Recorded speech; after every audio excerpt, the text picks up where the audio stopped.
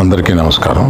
ఇప్పుడే హాస్పిటల్ ఐసీయూలో ఉన్న శ్రీతేజ్ ఐసీయూలో చూసి బయటికి వస్తున్నాను. డాక్టర్స్ అందరితోటి నేను మాట్లాడాను.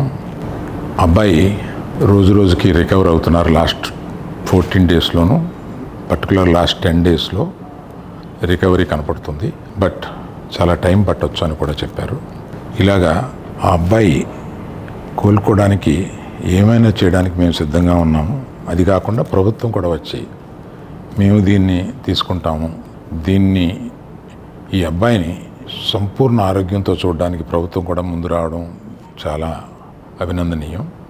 చాలామంది అభిమానులు కానీ, బంధువులు కానీ, మిత్రులు కానీ అల్లు అర్జున్ ఎందుకు హాస్పిటల్కి వెళ్ళలేదు అని అడుగుతున్నారు. దానికి కారణం చెప్తాను. స్టాంపీడ్ జరిగిన రోజు మరుసటి రోజు మార్నింగే అల్లు అర్జున్ వద్దామని అనుకుంటే హాస్పిటల్ అధికారులు నిన్నే కదా జరిగింది, ఇవాళ ఈ హాస్పిటల్కి వచ్చి ఇక్కడ ఇంకొక ఇన్సిడెంట్ని ఎందుకు అవాయిడ్ చేయమని చెప్పి అడిగారు. కరెక్టే కదా అనిపించింది. రాలేకపోయారు.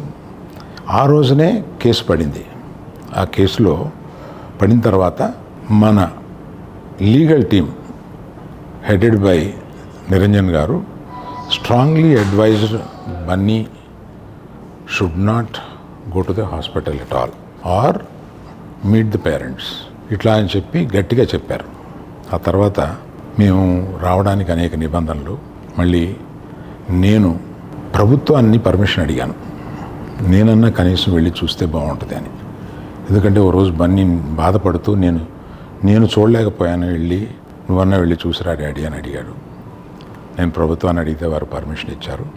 ఈ పర్మిషన్ నాకు ఇచ్చిన చీఫ్ మినిస్టర్ గౌరవనీయులు రేవంత్ రెడ్డి గారికి, పోలీస్ శాఖకి, మన హాస్పిటల్ అధికారులు సిఇఓ గారు అభిమన్యు, మెడికల్ డైరెక్టర్ సంబిత్ గారు, వీరందరికీ, హాస్పిటల్ వర్గానికి అందరికీ నా కృతజ్ఞతలు తెలియజేస్తున్నాను.